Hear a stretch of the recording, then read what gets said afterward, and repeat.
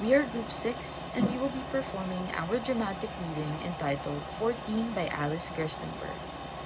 I'm Chin Francis Clare and I'm the director. My name is Joie and I'm the video editor. Hi, I'm Yuki Uwaguchi and I'll be playing the role of Elaine. Hello, I am Prince Reyes and I will be playing as Dunham. Hi, I'm Cherie Mae and I'll be portraying the role of Mrs. Pringle. Dunham, I've just had a word from Mr. Harper that he was called away to the bedside of a friend who is very ill. He sent me these flowers. It's a good thing that he did. I don't approve of young men refusing dinner invitations at the very last minute.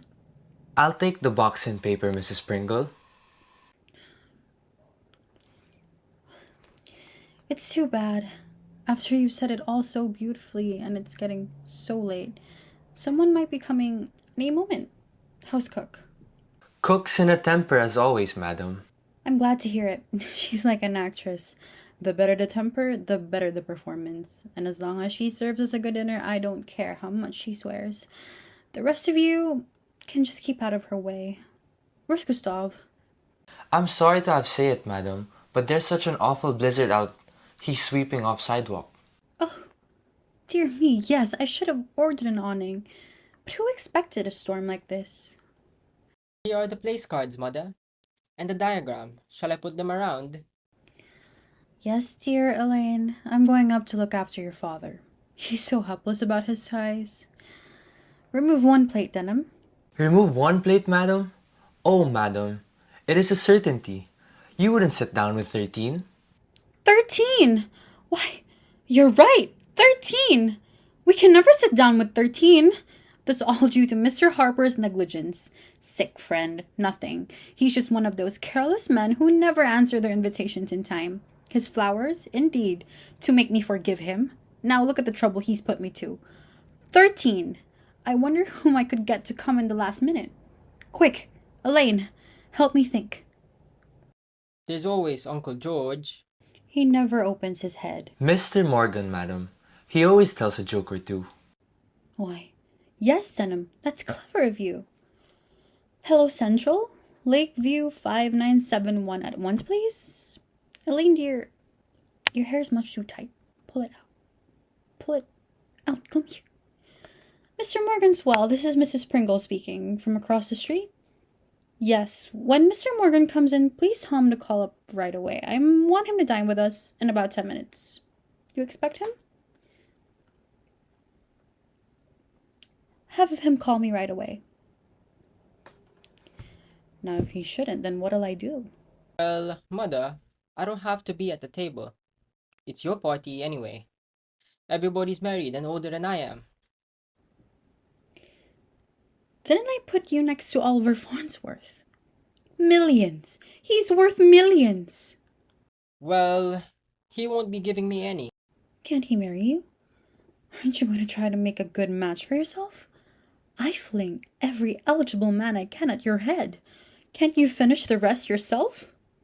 It's no use, Mother. You're trying to marry me off to anyone as important as he is. He frightens me to death. I lose my tongue. I'm as afraid of him as I'd be afraid of the Prince of Wales. The Prince of Wales. Oh, what wouldn't I give to have the Prince of Wales in my house? New York has lost its heart to him. I was just telling Mr. Farnsworth yesterday that I'd give anything to have the prince here. I would establish my social position for life. And I've such a reputation for being a wonderful hostess. Dear me, the phone. Hello? Mrs. Sedgwick, yes. This is Mrs. Pringle. What? No. Oh, caught in a snowdrift. Can't get another car? Good. The widow can come. That leaves us 12. Remove 2 plates, Denham. Oh, that's a shame. I'm heartbroken. Oh, my dear. How can we get along without you? But have you really tried? Oh, I'm reduced to tears. Goodbye, dear. Well, I'm glad she dropped out. Central, give me Lakeview 5971. Dunham, with 2 less, you can save 2 cocktails and at least 4 glasses of champagne. Has Mr. Morgan come in yet? Well, don't give him the message I telephoned before about crossing the street to Mrs. Pringle's dinner. It's too late. You understand? Well, anyway, I've invited Clem. Return my indebtedness and save my champagne besides. The liquor is getting low, madam. What with prohibition and entertaining so much? But mother, if you only have 12 people, father can sit at the head of the table. But he has to sit at the head. It looks too undignified when the man of the house is pushed to the side. There's no other way. There must be a woman at each end. How absurd. I always forget. Of course 12 was an impossible number. I don't want to put any of these women at the head. There is Mrs. Darby, such a cat. I wouldn't give her the honor. And Mrs. Answer it, Denham. Hello? Mrs. Pringle's residence. A message? Yes, sir. What, sir? Mr. Darby. The doctor says your baby has the chicken pox. Chickenpox. Elaine! Mother! Yes, sir.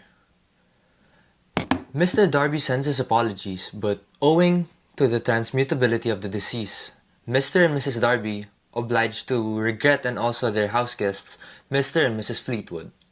That's 4 out. Then you're only 8. Quick, the plates, Dunham. Don't we know someone to invite the last minute? The Hatwoods.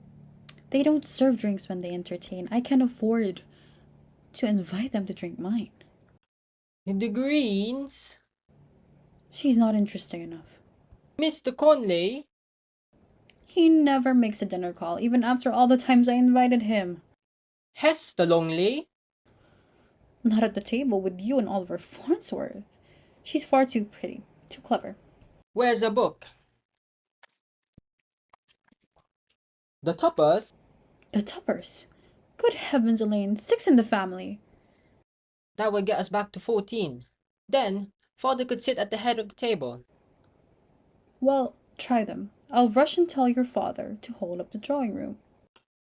Ridgeway 9325. This is Elaine Pringle. What? Topper, am I speaking to? Oh, Ella. Hello. I hope you haven't finished your dinner. We had a party arranged here, and the last moment, everybody's been dropping out. The blizzard?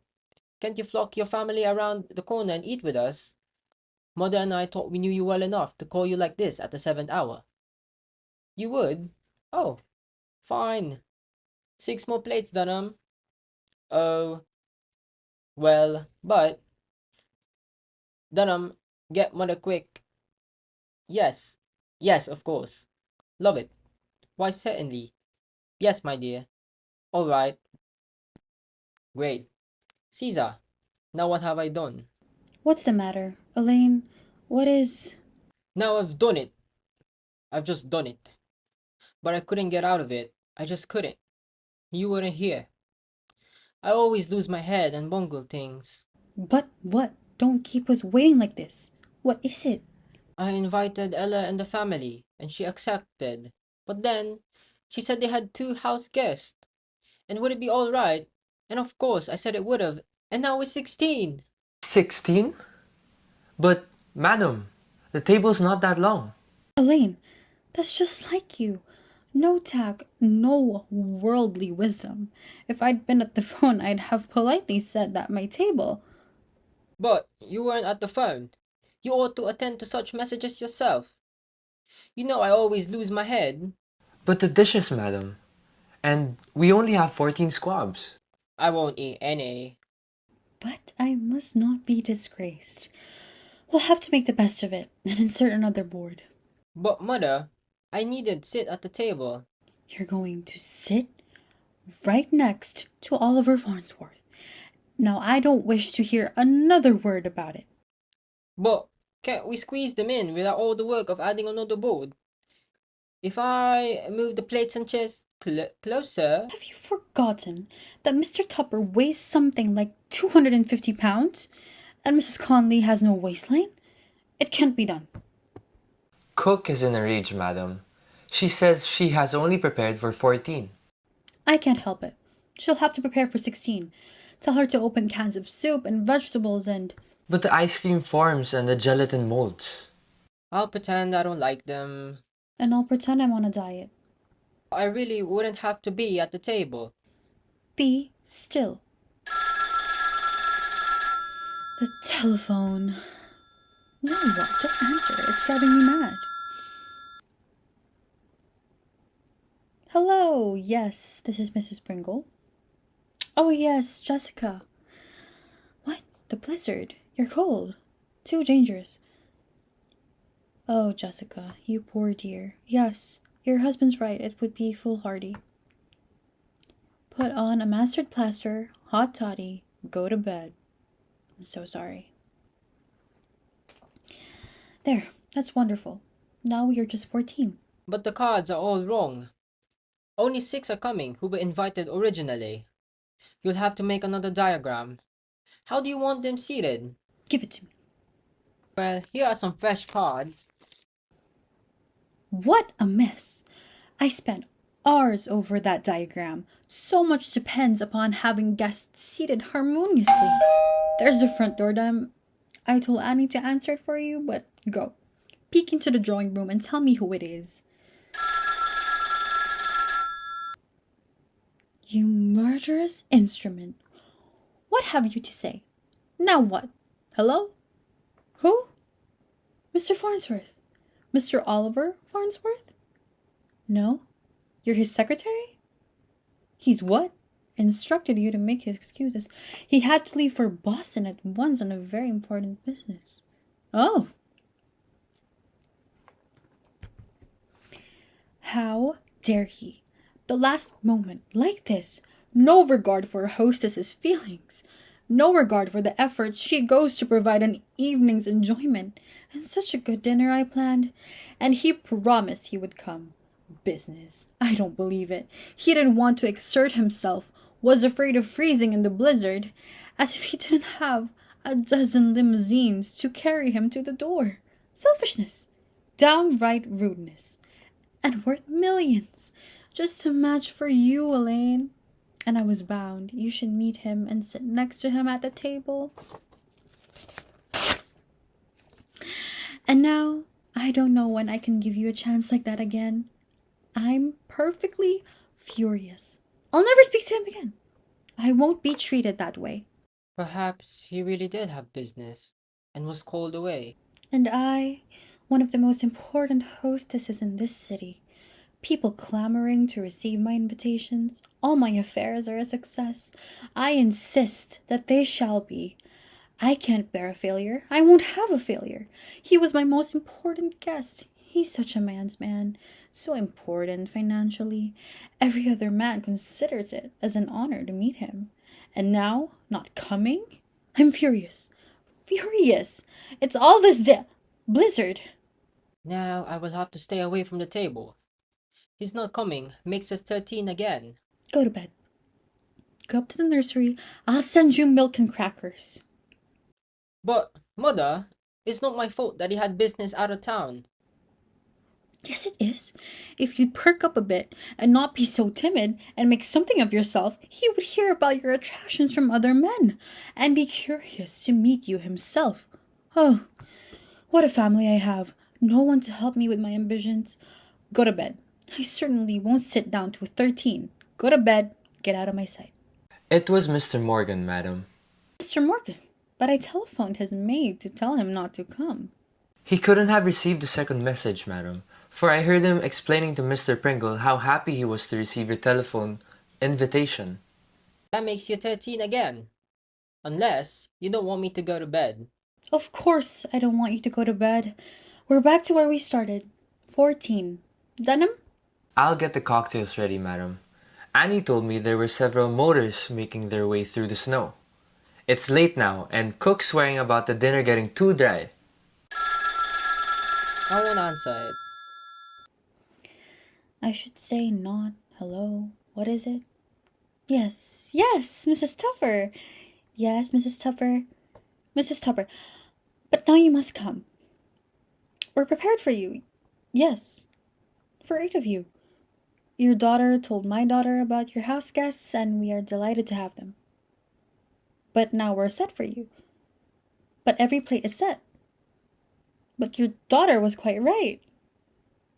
It wasn't an imposition at all. But he must come now. Of course my daughter had authority to invite the guests of... Oh.